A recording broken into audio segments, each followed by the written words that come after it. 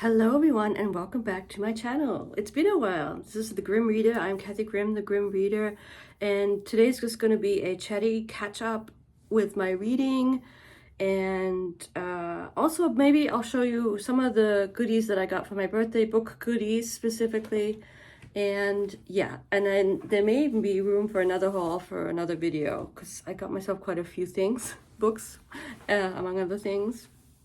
And so let's go get started with the Shorty September, how that evolved. So I did read some things, but I also let some things go, and I didn't pay that close attention to the prompt. So I noticed how even that kind of TBR was a little bit like, oh, but what if I want to read something else? And even that was a little bit too constraining for me because I'm so contrarian, just want to read what I want to read. So one thing I'm also kind of trying to think where I left off last time. It's been about a couple of weeks, hasn't it?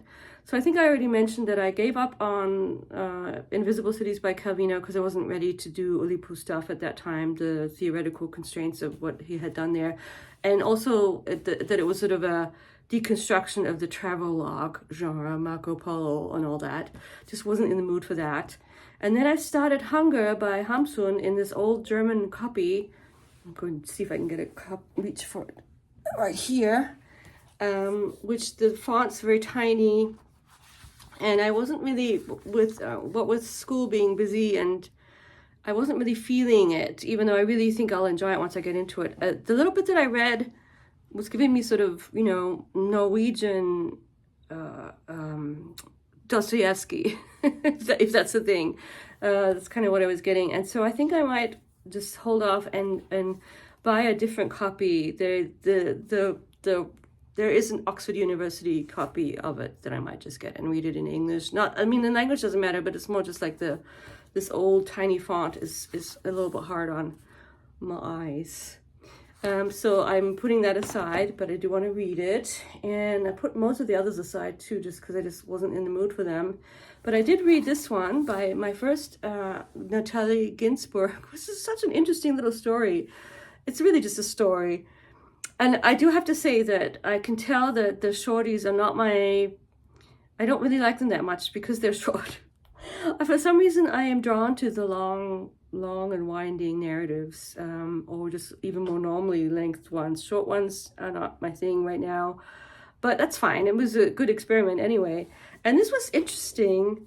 Such a strange story about this very, very privileged young man. And his sister tells the story, and she's not as privileged. They all dote on him in this very sort of patriarchal way in the 20th century. I guess it's from, when did she write this? 1987, but the copyright's 57. That's how it reads. It reads like mid-century stuff. And the writing's very sort of unadorned, which is nice. It's sort of it flows, but you do sort of you keep wondering what are the people's motivations for all of this. It sort of seems very surface level, and you have to kind of add stuff in. One thing that I think is going on is that it's hinted at it being that it's a novel about someone being a hidden homosexual and having a relationship. I think that's one of the things that's going on. And but I can't tell the tone. Is it supposed to be humorous, or the narrator, is she supposed to be super naive or just not telling us everything? I don't know. But I liked it. I didn't love it though, because it was so stark and quick and strange. It's as if I just didn't have much to hold on to for that reason, but I did like it, and I wouldn't say that I wouldn't read her again. I didn't hate it, but I also didn't like, wow, this is amazing. I think it was a little just too, I don't know, I'd have to sort of fit it into the rest of her oeuvre to get a sense for it. Sally Rooney on the back is blurbed as saying, it was as if her writing was a very important secret that I had been waiting all my life to discover. Her words seem to express something completely true about my experience of living and about life. That's interesting. I have never read Rooney, and I know people are talking about Intermezzo, so maybe I need to read that. I don't know. Tell me in the comments. So that was that. And then what happened?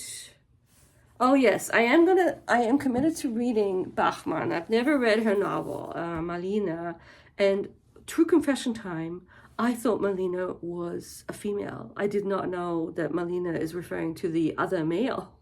I was shocked, and it's sort of a gender bending type name, but to me Malina sounds like it should be a female. And so I got it all wrong. And I feel like because I got it all wrong just from not knowing, I owe it to the amazing Ingeborg Bachmann to read her novel.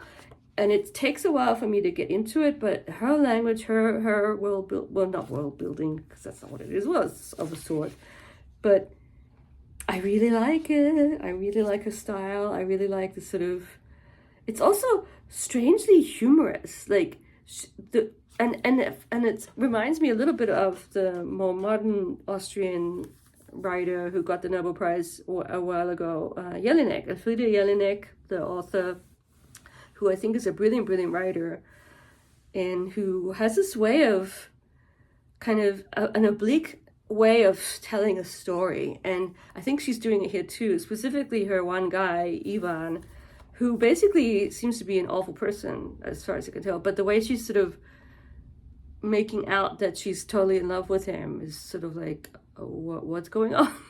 It's really funny and really strange, but it draws you in this way. And I'm gonna have to figure out how Malina fits into all of this. I'm still at the beginning, and I put it aside for other things, so this is gonna take me a while. It's not really a shorty; it's a meaty. It's over 300 pages long in this edition, and I think she's an amazing poet. I love her poems, and so she's someone who I want to read just everything she wrote, kind of, almost. I think she's just amazing. I should also read the person that some of this is based on, which is Max Frisch, who I've also never read. I would like to. It's funny how, like, even on the internets, I'm being distracted, sorry, tangent, by the quite windy and rainy weather that we are experiencing in Ohio. This is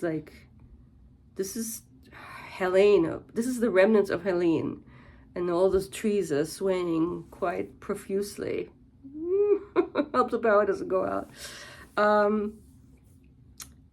Yes, but everything's fine. We're cozy in our little place here, and it's a Friday night. And finally, I have a bit of time and energy to talk to you about my reading. So what was I talking about? Jelinek. Oh, Max Frisch, and the fact that I've never read Max Frisch. Swiss, well, no, yeah, I think Austrian. Oh, that's what I was going to say. It's a YouTube comment.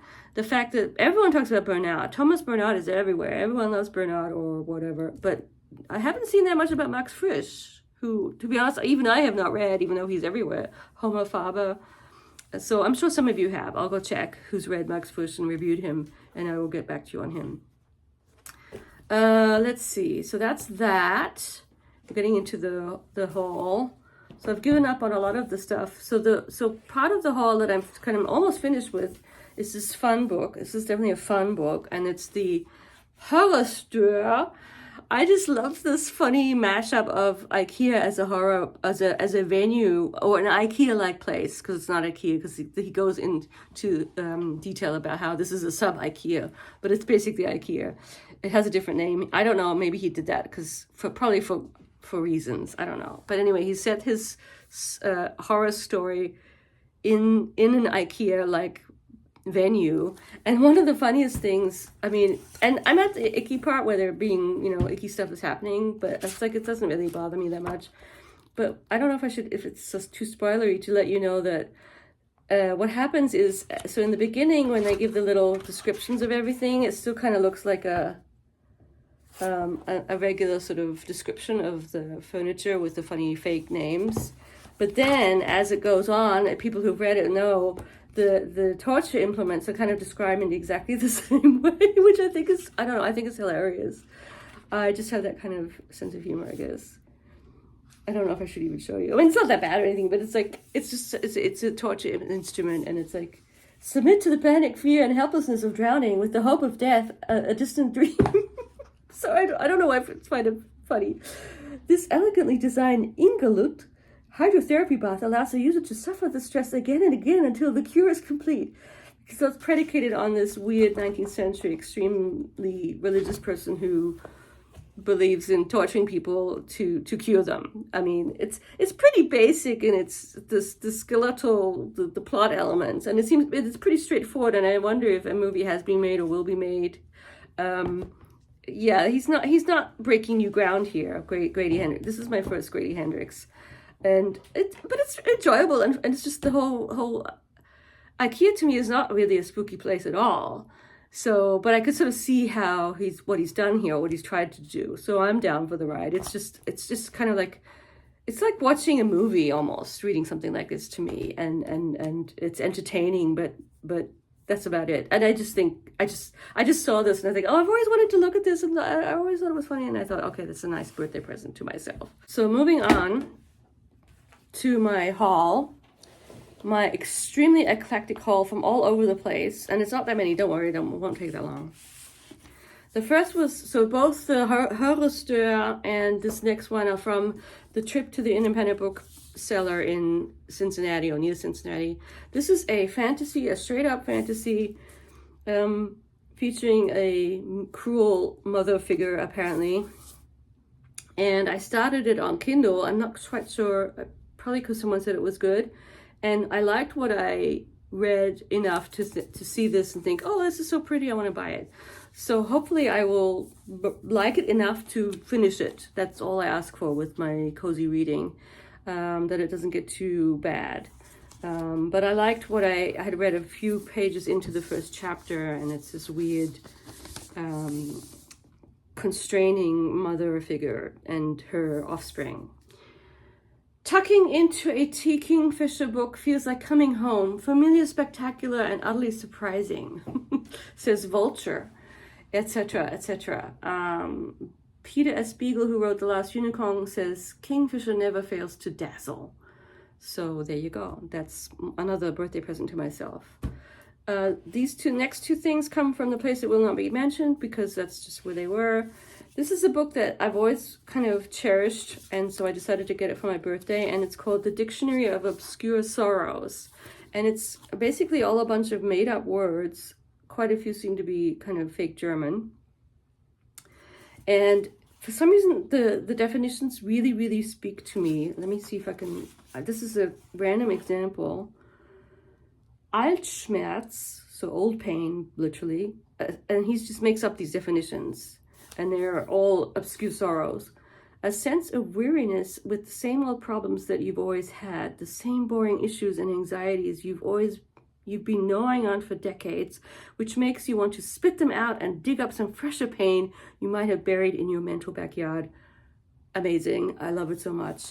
Also, fun fact, whatever, maybe not that fun, to call things obscure sorrows reminds me of something that I don't know if I made it up or my mother made it up or we both made it up. And it was to address the fact that she has an anxious child who would have what we called Baroque worries. So worries that are so ornate and kind of finicky in nature to be called Baroque. Like in a sense of silly, like not realistic worries. Like what if,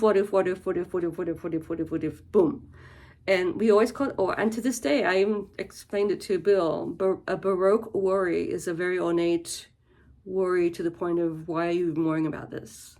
And for some reason, Obscure Sorrows reminds me of that. I just think it's going to be great. And I'll have to look into who John Koenig is, who wrote this beautiful little book about stuff.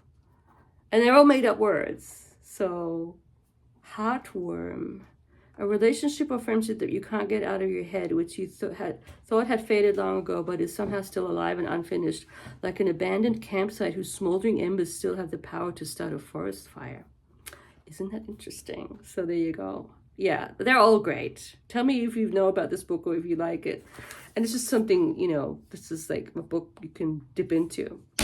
The next one, I don't know. I think I was scrounging around for a juicy read while I was had all these short reads on my desk, and so of course I found something that I didn't own. I did the Kindle thing, and gosh, things are happening out there. It's scary. No, it's fine. And I started this one and said, okay, I need to get a copy of this. I need to get a paperback or a book copy. I can't read this on the Kindle. And it's David Mitchell's The Thousand Autumns of Jacob de Zoet. And I guess it has a Japanese connection thing. It takes place in 1799 Japan, or at least that's where it starts. And I think I will love it. I hope I do. And it's kind of connected to the other novels. It's almost like they're connected some way. I'm not quite sure how. People who know that David Mitchell can let me know. And I'm sure there's quite a few of you like him, and I feel like I'm late to the party per usual, but that's okay. I own Utopia Avenue, but for some reason I want to read. I'm more drawn to the old-timey stuff than the band stuff, but I'm glad I have that one too to come back to. So there's that. And now for two completely different things, completely different. This is a book that I bought because I like the TikTok lady who wrote it, and I actually don't think it's that well written. I sort of like, it's self-published for one thing. Like David Mitchell to this is quite the leap, but that's okay. I have an interest in the topic, which is No Nonsense Spirituality by Brittany Hartley. She has a master's degree in applied theology with a specialization in, quote, the future of American religion. And I really like her on TikTok, and she's someone who has broken away from all her, maybe Mormon, but she's still interested in spirituality, but in a kind of no-nonsense way. And so the topic is so interesting to me that I am willing to work with her less than stellar prose. She's you know, she has a quote by Dante from the Inferno here, and she has discussion questions: awakening the feminine, awe and contemplation, order and chaos, secular spirituality. I am so down for all this stuff. Community and love. She's very much at the end, it all comes back to love and community and being a good person. Here's a quote from Margaret Atwood. You're never going to kill storytelling because it's built in the human plan. We come with it. Oh, I should use that for my fairy tale class. Anyway, so I'm going to read this in bits and pieces when I have time, because I'm interested in no-nonsense spirituality. I'm very interested in spirituality, but I'm not religious. So, and I am kind of interested in having, you know, being spiritual, even though I'm not religious, not just studying it from an outsider perspective, but what could that possibly mean? Anyway, I'm interested in what she has to say, despite perhaps not liking the way she says it that much. And then last but not least, we have this book, which came a little bit bunged up from The Bad Place. I'm going to draw some flowers. The mindful magic of flower drawing. So the doodling, the journaling that I do, and she gives you little kind of instructions as to how to... So I'm not really very artistically inclined in terms of drawing, and so I need all the help I can get. And I like the idea of her kind of step-by-step way of doing it. And this is the kind of thing that's more like a summer thing. I don't think, oh, leaf mandala, that's great. So it's sort of like a hobby. It's my hobby of drawing and contemplatively drawing and being artistic in this kind of decorative way, I would say. It's just lovely, and I'm glad I have it. It's by Chloe Wilson, The Mindful Magic of Flower Drawing. It's an easy, mindful, creative activity to enhance your well-being. And that's exactly what I will do with it. And then I will adorn my journals or whatever I'm writing, my journals mainly, my stuff that you've seen, not only with beautiful stickers that I get from everywhere, but also with some flowers that I draw. I'm trying to think if there's anything else. I kind of whipped through everything quite quickly, and it's only 20 minutes, but that's good, isn't it? I will hopefully do this more often. Yeah, and I hope everyone's well. I'm sorry I haven't been on the internet as much. I still occasionally dip in and watch things. I haven't been commenting that much. And the haul I have that could still be another video would be, I decided that this was the year when I would do my Persephone. I bought some Persephones, and they actually came separately. I have 4 packages on my desk that I'm looking at, which I think is a little bit like strange, but that's how they do it apparently. So I have 4 books from the Persephone people, the gray books with the pretty end covers and front covers, and maybe I'll do a little unboxing of them at some point. And I'm trying to lift up my top so you don't see my... 61-year-old neck. I turned 61 on September 24th. So, yep, definitely getting up there, but that's okay. Closer to retirement, that's good too. School's going fine. It's work. It's, you know, tiring, and but today's Friday and I feel pretty good. So we'll take that. Hope everyone's doing well, and tell me if you if you know any of these people, or if you're interested in any of them, or any questions you might have, and I will talk to you very soon. Bye.